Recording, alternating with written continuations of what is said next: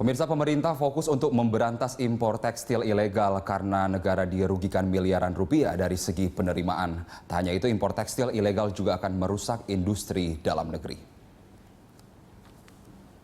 Pemerintah kian serius memerangi peredaran impor tekstil ilegal yang merusak industri dalam negeri.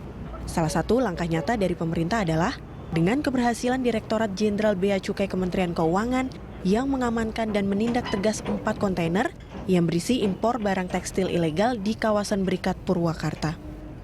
Presiden Joko Widodo mengatakan, akibat impor ilegal ini negara dirugikan terutama dari segi penerimaan. Pasalnya, pemerintah kehilangan pendapatan pajak dan bea masuk miliaran rupiah.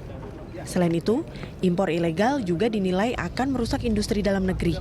Karena harga jual yang terpaut 30% membuat barang impor menguasai pasar dalam negeri.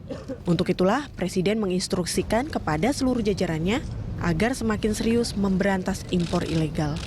Selain tidak memberikan penerimaan kepada negara, juga yang paling penting impor ilegal seperti ini yang sudah saya sampaikan berkali-kali merusak industri nasional, merusak pasar domestik.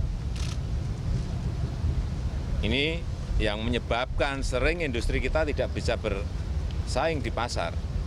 Oleh sebab itu, hari Senin yang lalu saya perintahkan hentikan yang namanya impor ilegal.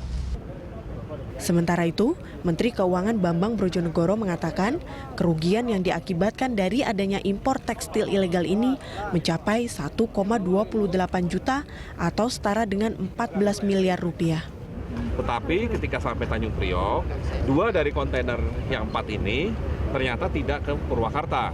1 ke gudang di Marunda, 1 lagi ke Jalan Cikampek Palimanan. Nah, di situ ditangkap ya karena tidak sesuai dengan tujuan awalnya, yaitu ke Purwakarta. Berarti ada indikasi mereka ingin langsung menjual kain-kain tersebut ya ke retail di Indonesia. Pemerintah pun berharap impor ilegal dapat segera dihentikan karena industri akan terus sulit untuk bersaing, terutama di tengah kondisi perekonomian negara yang tengah melambat. Bahkan Presiden Joko Widodo optimistis jika impor barang ilegal berhasil dihentikan, maka industri dapat berkembang lagi ke depannya dan akan banyak dampak ekonomi yang dihasilkan, baik secara langsung maupun tidak langsung. Anggia Kusumawardaya, Indah Marwan, Berita 1, Jakarta.